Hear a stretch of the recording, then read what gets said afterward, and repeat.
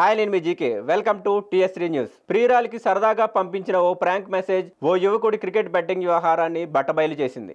మద్యం మత్తులో తనను కొందరు కిడ్నాప్ చేశారంటూ ప్రియురాలికి మెసేజ్ పంపడంతో ఆమె భయాందోళనలకు గురై పోలీసులకు సమాచారం ఇచ్చింది. దీంతో పోలీసులు హుటాహుటిన యువకుల ఫ్లాట్కు చేరుకుని తనిఖీలు చేయగా ఏకంగా 30 లక్షల నగదు బయటపడింది. హైదరాబాద్లోని కేపీహెచ్పి ఇండిస్ 1 సిటీలో సుమంత్, మనోజ్, గౌతమ్ అనే ముగ్గురు యువకులు కలిసి ఓ ఫ్లాట్లో నివాసం ఉంటున్నారు. వీరంతా ఆంధ్రప్రదేశ్లోని చంద్రగిరి పరిసర గ్రామాలకు చెందినవారు.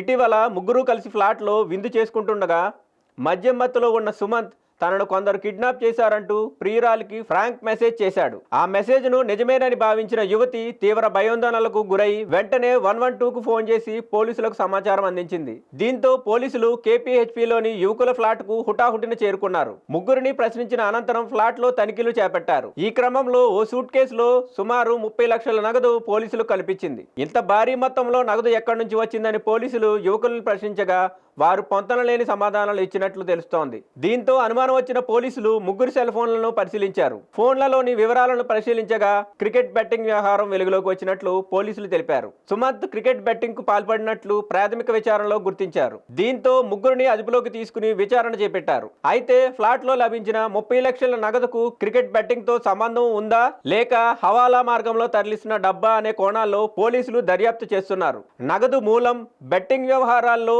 మరెవరైనా ఉన్నారా అనే అంశాలపైన పోలీసులు ఆరా తీస్తున్నారు. కాగా మనోజ్ అసిస్టెంట్ ఫిల్మ్ డైరెక్టర్ గా పనిచేస్తుండగా గౌతమ్ ఎలక్ట్రికల్ కాంట్రాక్టర్ గా ఉన్నట్లు పోలీసులు తెలిపారు. సుమంత్ మాత్రం క్రికెట్ బెట్టింగ్ వ్యవహారాల్లో ఉన్నట్లు ప్రాథమిక విచారణలో వెల్లడైంది. ఇలా సరదాగా పంపిన ఓ ప్రాంక్ మెసేజ్ చివరకు 30 లక్షల నగదు క్రికెట్ బెట్టింగ్ వ్యవహారాన్ని వెలుగులోకి తీసుకురావడం కేపీహెచ్పిలో ఆసక్తికరంగా మారింది.